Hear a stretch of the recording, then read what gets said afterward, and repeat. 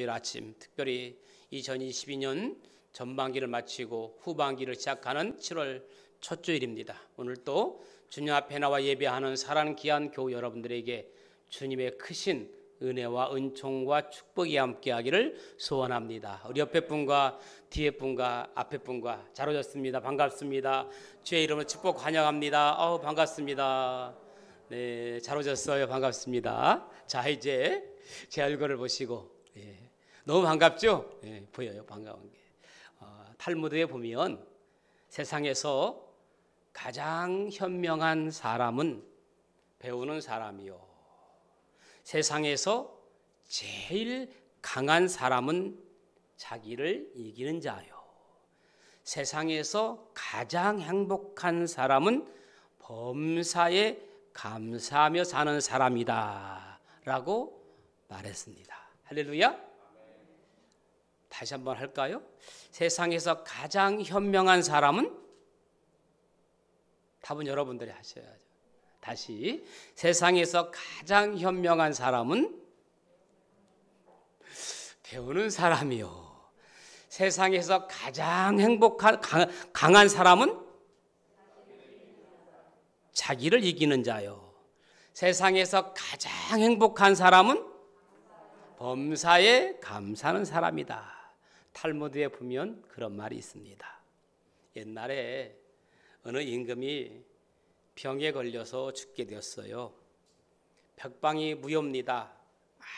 아무리 약을 써도 소용이 없습니다. 병은 점점점 깊어만 갑니다. 그러던 어느 날 나라에서 유명하다는 사람이 찾아와서 하는 말이, 임금님의 병이 나을 수 있는 방법이 한 가지 있습니다.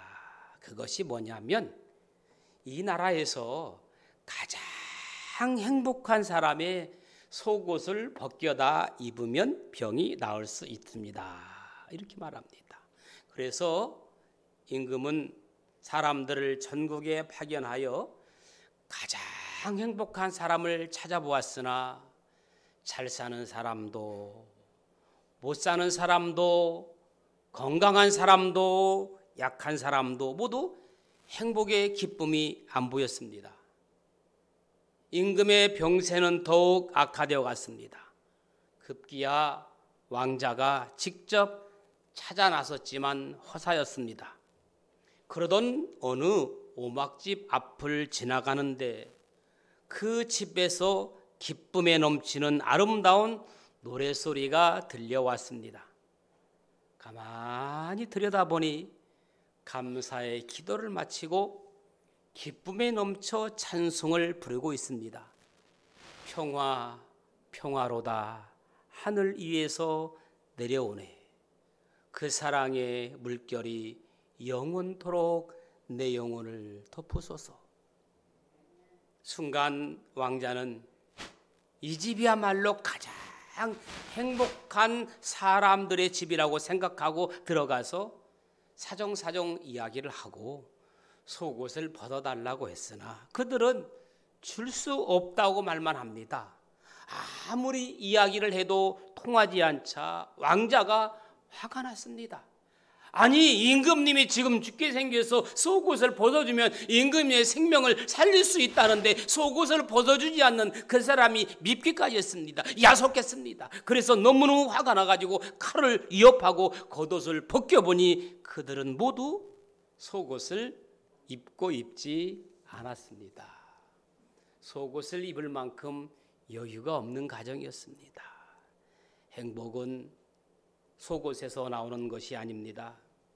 행복은 감사에서 나오는 겁니다. 그래서 감사가 곧 행복입니다. 한번 더 합시다. 행복은 감사에서 나온다. 감사가 곧 행복이다. 그래요. 우리에게 무엇이 있어서 감사하는 것이 아닙니다. 우리의 환경과 조건이 맞아서 감사하는 것도 아닙니다. 범사에 감사하게 될 때 행복을 찾게 됩니다. 그래서 데살로니가전서 5장 18절에 범사에 감사하라 라고 말합니다. 그래서 칼 힐티의 행복론에 보면 행복의 첫째 조건은 감사하는 마음이라고 정의했습니다. 행복의 첫째 조건은 감사하는 마음이에요. 그래서 믿음으로 감사할 때 기쁨이 찾아오게 됩니다. 믿음으로 범사에 감사하게 될 때 여러분의 신앙과 인격이 성숙하고 발전할 수 있습니다. 믿음으로 범사에 감사할 때 여러분의 삶이 젊어지고 행복을 맛볼 수 있습니다. 믿음으로 범사에 감사할 때 전세를 역전시킬 수 있는 인생 역전의 승리를 맛볼 수 있습니다. 구약 성경을 읽어보면 구약 성경에 감사라는 단어가 122회 사용되었습니다. 그런데 122회 가운데에 가장 감사라는 단어를 많이 사용한 사람이 다윗입니다. 다윗이 34회를 사용했습니다. 그만큼 다윗은 삶을 감사의 삶으로 감사한 믿음으로 모든 역경을 극복한 인물입니다. 줄곧 감사한 믿음으로 살았기 때문에 항상 다윗과 함께 하신 하나님께서 다윗을 승리하는 삶을 살 수 있도록 만들어 주신 줄로 믿습니다. 여러분 시편 보면 대부분 다윗이 기록한 시입니다. 그런데 시편의 대부분 내용은 감사라는 내용입니다. 여호와께 감사하라 그는 선하시며 그 인자하심이 영원하미로다. 똑같은 말씀이 시편에 보면 시편 106편 1절에도 107편 1절에도 118편 1절에도 118편 29절에도 136편 1절에도 무엇을 말합니까? 왜 1절에 계속해서 기록했느냐 하면 다윗은 시작을 감사로 시작했다는 거예요. 여호와께 감사하라 그는 선하시며 그 인자하심이 영원하미로다. 여러분 시작을 감사로 시작할 수 있기를 축복합니다. 시작할 때 하루를 감사로 시작하고 마무리할 때도 감사로 마무리할 수 있는 여러분의 삶이 되어지기를 예수님의 이름으로 축원합니다. 그 외에도 대부분 감사라는 말이 시편에 보면 계속해서 기록되어 있습니다. 자, 그런데 다윗은 평안하고 모든 일들이 잘 될 때보다 오히려 환난과 역경 중에도 더 많이 감사하는 믿음을 보여주고 있습니다. 또한 대부분 평안하게 되면 우리가 어때요? 은혜를 망각하여 감사하는 생활을 잊기 마련인데 다윗은 변함없는 마음으로 항상 범사에 감사하는 신앙생활을 했던 것을 잘 알 수 있습니다. 유명한 영국의 작가 아이작 윌턴이 쓴 글 가운데에 정말 감동적이고 은혜스러운 말이 하나 있습니다. 하나님의 주소는 두 곳이다. 하나님의 주소는 두 곳인데 첫 번째 주소는 하늘나라이고 두 번째 주소는 감사하는 사람의 마음이다 라고 말하고 있습니다. 하늘나라의 주소가 첫 번째가 하늘나라고 두 번째가 감사하는 사람의 마음이라겠어요. 하늘나라가 어디 있느냐? 저 천국 하늘에도 있지만 하늘나라는 내 감사하는 사람들의 마음속에 있다는 거예요. 하나님은 하늘에만 계시는 것이 아니라 감사하는 사람의 마음에도 계신다는 의미입니다. 그러므로 감사가 없는 사람의 마음은 천국의 기쁨을 맛볼 수가 없습니다. 다윗이 황막한 광야 같은 환난과 역경 중에도 감사한 믿음을 가졌기 때문에 하나님께서 항상 그의 마음에 계셔서 함께 하심으로 마침내 그런 모든 대적들을 평정하고 잃어버렸던 모든 것들을 몽땅 다 회복되는 축복을 받게 된 줄로 믿습니다. 사랑하는 교우 여러분, 항상 범사에 감사하는 신앙생활이 회복되어서 잃었던 모든 것들 회복되는 복을 누리시기를 예수님의 이름으로 축원합니다. 여러분, 잃어버린 것은 찾아야 됩니다. 물질을 잃어버렸다면 잃어버린 물질을 찾아야 되죠. 건강을 잃어버렸다면 잃어버렸던 건강을 찾아야 되죠. 신앙을 잃어버렸다면 믿음을 잃어버렸다면 잃어버렸던 믿음과 신앙이 회복되어지기를 예수님의 이름으로 축복합니다. 시편 50편 오늘 23절 본문 말씀 제가 다시 읽습니다. 감사로 제사를 드리는 자가 나를 영화롭게 하나니 그의 행위를 옳게 하는 자에게 내가 하나님의 구원을 보이리라. 하나님을 영화롭게 하는 비결은 감사의 제사를 드리는 것이요, 그리하면 하나님의 구원과 기적을 보리라. 그래서 감사는 기적입니다. 할렐루야. 우리가 아이들을 가르칠 때 어른이 무엇을 주면 고맙습니다, 감사합니다, 꼭 이렇게 이야기하는 거예요. 어렸을 때부터 아이들에게 누가 주면 감사합니다, 감사합니다, 고맙습니다 이런 인사를 가르치잖아요. 그런데 우리는 하나님의 은혜를 항상 받으면서도 늘 하나님 감사합니다, 하나님 감사합니다 그런 것들을 잊고 살 때가 많습니다.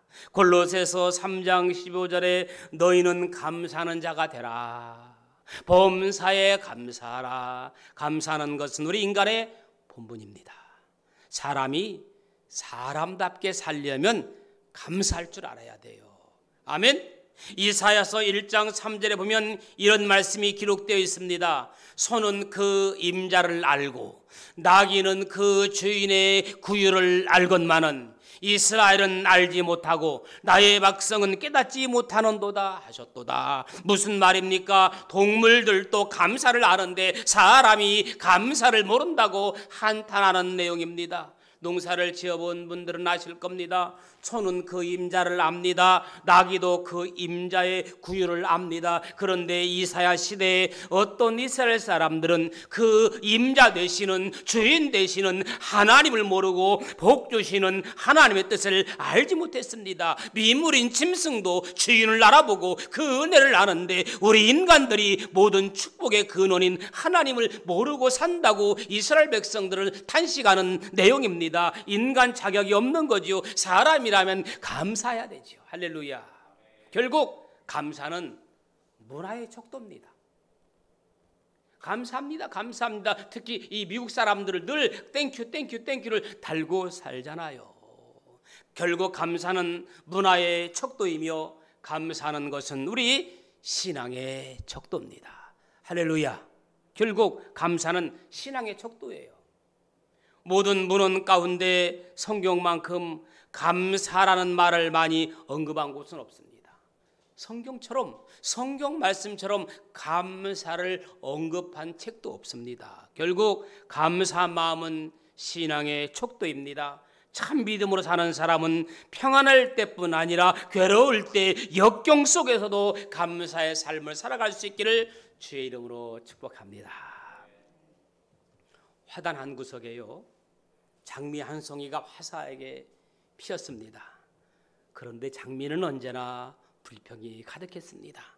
장미는 눈만 뜨면 불평을 털어놓는 것으로 하루를 시작했습니다. 장미는 밤이면 춥고 어둡다고 불평했습니다. 따뜻한 환한 거실로 옮겨달라고 주인에게 떼를 쓰고 조릅니다. 때를 쓰고 조르기에 주인은 장미를 따뜻한 환한 거실로 옮겨 주었습니다. 그러자 얼마 후 장미는 또다시 주인에게 불평을 했습니다. 여기는 나비가 찾아오지 않는다고. 밖에 있을 때는 벌과 나비가 찾아왔는데 이 집안에 거실에 있으니까 나비가 찾아오지 않으니 창가에 옮겨달라고 했습니다. 주인은 장미를 창가로 옮겨 주었습니다. 그러자 이번에는 또 장미가 불평합니다. 창가는 고양이가 다녀서 싫다고 방 안 꽃병에 꽂아달라고 부탁을 합니다. 그래서 주인이 어떻게 했어요? 장미의 뿌리를 싹둑 잘라가지고 꽃병에 꽂아주었습니다. 며칠이 지나자 장미는 답답했습니다. 그래서 주인에게 다시 햇살이 비치는 바깥 화단으로 원래 위치로 옮겨달라고 졸랐습니다. 그러나 장미는 이미 뿌리가 잘려 시들어 버렸습니다. 주인은 장미를 뽑아 쓰레기통에 버리고 말았습니다.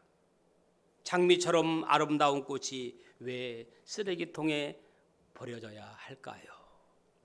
사랑하는 교우 여러분, 자신의 위치에서 만족할 줄 모르고 자신의 위치에서 감사할 줄 모르는 인생도 마찬가지입니다. 감사하는 신앙생활이 없으면 결국 버림받게 됩니다. 현재 주어진 형편과 처지가 어떠하든지 믿음으로 감사하는 여러분들 될 수 있기를 예수님의 이름으로 축복해요. 사도행전 16장 22절 26절에 보면 사도 바울이 어떻습니까? 사도 바울이 어둡고 습기가 많으며 냉기가 뼛속까지 파고드는 지하 감옥에 갇혔어도 감사하며 찬양을 드렸더니 옥문이 열리고 쇠사슬이 열리는 기적을 체험한 줄로 믿습니다. 할렐루야. 어떠한 상황 속에서도 감사를 창출해내는 여러분들 될 수 있기를 소망합니다.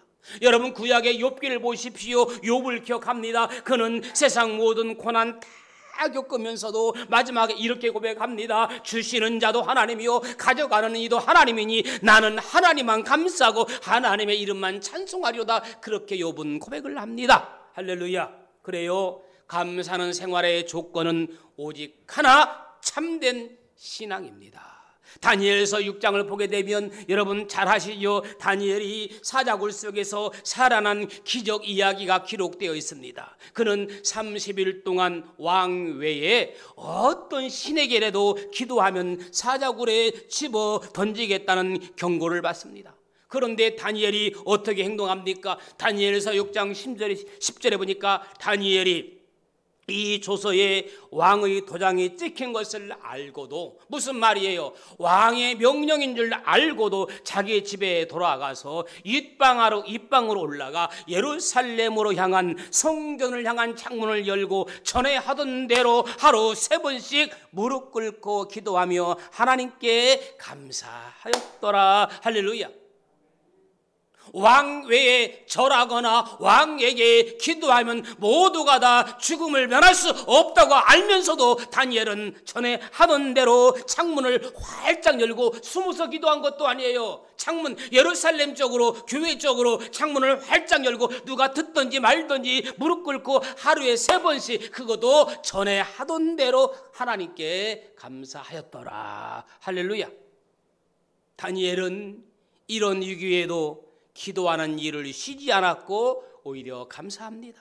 여러분, 감사할 수 없는 상황에서 감사하자.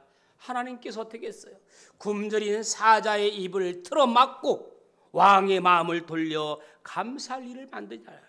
다니엘서 6장 22절에 보세요. 나의 하나님이 이미 그의 천사를 보내어 사자들의 입을 봉하였으므로 사자들이 나를 상해하지 해하지 못하였으며 이는 나의 무죄함이 그 앞에 명백함이오며 또 왕이여 나는 왕에게 해를 끼치지 아니하였나이다. 할렐루야. 굶주린 사자의 입을 막았다는 것은 기적입니다. 여러분, 배고픈 사자가, 굶주린 사자가 사람을 보면 달려들지요. 그런데 다니엘을 보고 입이 막혔다는 거예요. 감사할 수 없는 상황에서 감사하니까 뭐가 나타나요? 기적이 나타나는 거예요. 헌신할 수 없는 상황에서 헌신하니까 기적이 나타나는 거예요. 순종할 수 없는 상황에서 순종하니까 기적이 나타나는 겁니다. 할렐루야. 할 수 없는 상황에서 할 수 있는 여러분들 될 수 있기를 축복합니다. 여건과 환경 따지지 마십시오. 하나님은 무엇으로 갚아주냐? 능력과 기적으로 갚아주십니다. 한번 더 합시다. 감사는 기적을 만든다. 할렐루야. 갈릴리 호수 벳세다 광야에서 예수님 말씀을 듣기 많은 사람들이 모였습니다. 인파가 너무 많았습니다. 배고팠습니다. 굶주렸습니다. 그때 예수님께서 물고기 2마리와 보리떡 5개로 5,000명을 먹이신 사건 나옵니다. 엄청난 기적입니다. 어린아이가 내어놓은 물고기 2마리와 보리떡 5개를 들고 어떻게 감사하며 축사하신 결과입니다. 할렐루야. 그걸 누구 코에 붙이겠느냐? 도로 가져가라. 택도 없다. 다시 가져가라. 그랬다면 기적이 나타날 수 없었습니다. 비록 어린아이가 가지고 온 물고기 2마리, 보리떡 5개지만 가져와라. 가져놓고 감사하며 축복하니까 기적이 나타나는 겁니다. 따라합시다. 감사가 기적을 가져온다. 다시 한번 감사가 기적을 가져온다. 아멘. 작은 것에 감사할 때 기적이 나타나는 거예요. 존 헨리 박사는 감사는 최고의 항암제라고 했어요. 감사는 최고의 해독제라고 했어요. 감사는 최고의 방부제라고 했어요. 여러분, 혹시나 행여나 질병 때문에 마음과 육신의 아픔이 있을지라도 하나님 바라보며 감사한 믿음을 가지시기 바랍니다. 하나님의 위로와 치유하시는 은혜가 반드시 임할 줄로 믿습니다. 혹시라도 가족과 형제들 간에 마음의 아픔이 있을지라도 감사함으로 위로하고 격려케 하면 화평가시는 십자가 예수님 바라보고 기도하시기를 바랍니다. 마음의 상처가 깨끗이 씻겨지지 않았을 때 주님 평강이 함께 하실 줄로 믿습니다. 혹시나 경제적으로 많은 고통이 있을지라도 믿음으로 오병이어의 기적을 믿으며 하나님께 감사하시기 바랍니다. 그 물이 찢어지도록 채워주는 하나님의 은혜를 체험하게 될 줄로 믿습니다. 그렇습니다. 하나님께 감사한 믿음은 반드시 축복의 열매를 거두게 하십니다. 그러나 감사하지 못하는 신앙생활은 열매 없는 가라지가 되고 말아요. 열매 없는 쭉정이가 되고 맙니다. 나중에 농사가 농부 때에 추수할 때 쭉정이는 가라지는 버리고 알곡만 창고에 걷어들이는 것처럼 열매가 주렁주렁 맺히는 여러분의 신앙 되기를 주의 이름으로 간절히 축원합니다. 감사한 믿음과 생활은 축복받는 비결이에요. 자, 출애굽기 23장 14절에 보면 이런 말씀이 있어요. 너는 매년 3번 내게 절기를 지킬지니라. 매년 몇 번?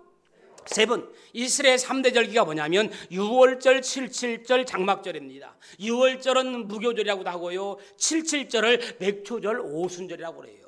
또 장막절은 초막절, 수장절이라고 합니다. 이런 것들은 다 설명할 수 없이 이 가운데 오늘 우리 77절 맥초절을 지키고 있잖아요. 왜 77절 맥추절을 지키라고 했는지는 그냥 넘어가려고 했는데 대략 간단하게 소개하면 이렇습니다. 맥추감사절의 유래는 이래요. 아시는 분도 있겠지만 3가지 절기 가운데 맥추감사절은 뭐냐면 이스라엘 백성들이 보리와 밀을 수확하고 난 후 추수할 수 있도록 날씨를 주관하여 주신 하나님께 감사드리는 날입니다. 자, 하나님은 이렇게 이스라엘 백성들이 맥추절을 지키면서 하나님께 감사하는 것을 매우 기뻐했어요. 보세요, 여러분. 레위기 23장에 보면 14절 21절에 보면 영원히 지키라고 그랬거든요. 자, 왜 맥추절을 지켜야 하는 걸까요? 보세요. 이스라엘 백성이 처음 가나안 땅에 들어갔을 때에 얼마나 낯설고 생소했겠습니까? 가나안 땅에 가보니까 이미 가나안 7족속이 살고 있는 거예요. 거기에 배우리는 아무것도 아니에요. 이게 어떻게 눈치 보는 상황이에요. 그런데 그들은 가나안에서 나는 대표적인 농산물 보리, 밀, 포도, 대추, 야자, 석류, 올리브, 무화과나무가 농사를 주관하는 신이 바로 이들은 바알과 아세라 신이라고 생각했어요. 하나님이 아니고 농사를 주관하는 것은 바알과 아세라 신의 뜻에 따라 풍년과 흉년이 결정된다고 믿었던 사람들입니다. 이 가나안 7족속이 그래요. 거기에 누가 들어갔어요? 이스라엘 백성들 들었어요. 얼마나 낯설고 생소하겠습니까? 잘못했다가는 이스라엘 백성들도 이 바알과 아세라의 뜻에 따라서 이렇게 우상을 숭배할 수도 있었어요. 그래서 그들은 풍년을 위해 바알과 아세라 신을 섬기며 신들을 기쁘게 하기 위해서 온갖 악한 일들을 행했어요. 자, 이러한 상황에서 만약 이스라엘 백성들이 맥추절을 지키지 않았더라면 이스라엘 백성들은 가나안 족속을 따라서 쉽게 우상 숭배에 빠지고 말았을 거예요. 이런 상황을 너무너무 잘 알고 계셨던 하나님은 그들이 가나안 땅에 입성하기 전에 이미 맥추절을 지키라고 명령한 거예요. 이미 교육을 받은 거예요. 너희들 가나안에 들어가거든 이 맥추절을 지키라, 감사절기를 지키라고 이미 이 이스라엘 백성들은 들어간 거 지킨 거예요. 그래서 하나님 한 분을 섬겨라 계명을 다시금 마음에 새겨 주셨던 거예요. 자, 이스라엘 백성들은 오직 유일하신 하나님 한 분만 섬기도록 부름받은 선택받은 백성들이에요. 그래서 하나님은 각종 잡신과 우상들을 섬기는 가나안 땅에 들어가서도 여호와 하나님만 섬기며 예배하는 예배 공동체가 되었던 거예요. 할렐루야. 아시겠죠? 자, 오늘 현대인들은 대부분 농사를 짓지 않습니다마는 우리 집사님 기도한 것처럼 한 해의 절반을 보내고 그동안 주님 주신 은혜 여러분 전반기를 돌아보세요. 참 참 여러 가지 사고 속에서 어려움 속에서 전반기 6개월 보낸 것 주의 은혜요 기적이에요. 살아있는 게 기적이에요. 눈을 뜨는 게 기적이에요. 감사일 뿐이에요. 그런 의미로 이제 후반기 시작을 하나님께 맡기는 의미로 맥주 감사절을 지키는 줄로 믿습니다. 여러분, 행복한 사람이 누굽니까? 부자는 누구입니까? 돈 많은 사람입니까? 아닙니다.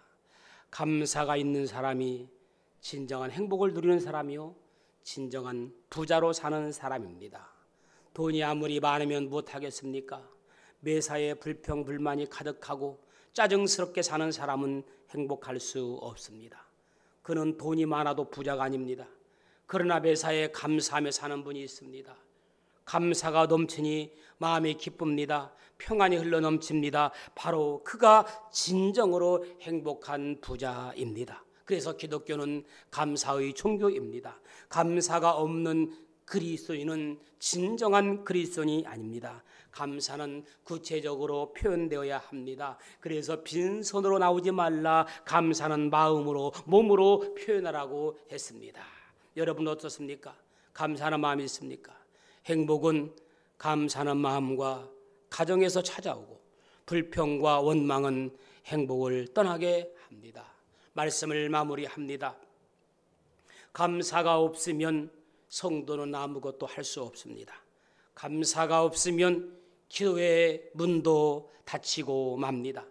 감사가 없으면 신앙이 자랄 수가 없고 영적인 기쁨을 만끽할 수가 없습니다. 감사하는 사람만 하나님을 영화롭게 할 수 있습니다. 감사하는 사람만 하나님께 쓰임받을 수 있습니다. 감사하는 사람만이 하나님 앞에 귀한 자녀가 될 수 있습니다. 그러므로 우리는 생활의 모든 면에서 감사를 찾는 여러분들 될 수 있기를 주님의 이름으로 축복합니다. 하나님은 작은 것을 귀하게 여기고 감사하는 사람을 기뻐하시고 그에게 놀라운 기적을 주십니다. 작은 감사 속에 더 큰 감사가 숨어 있습니다. 작은 것에 감사를 드리는 사람은 더 큰 것을 누릴 수 있습니다. 지극히 작은 것에 감사함으로 날마다 기적을 경험하는 여러분들 될 수 있기를 축복합니다. 오늘 맥주 감사절을 지키며 잊혀진 감사를 찾고 회복하여 기적을 만드는 체험이 여러분들의 가정에서, 여러분들의 삶에서, 여러분들의 일터에서 일어나기를 예수님의 이름으로 축원합니다. 좋으신 아버지 하나님, 작은 것을 귀하게 여기고 감사하는 사람을 기뻐하시는 주님, 작은 감사 속에 더 큰 감사가 숨어 있는 것을 기억하며 우리가 절기로 지키는 맥주 감사절을 잊지 아니하고 감사를 찾고 회복하여 기적을 만드는 기적의 주인공들 될 수 있도록 역사하여 주옵소서. 예수님의 이름으로 기도합니다.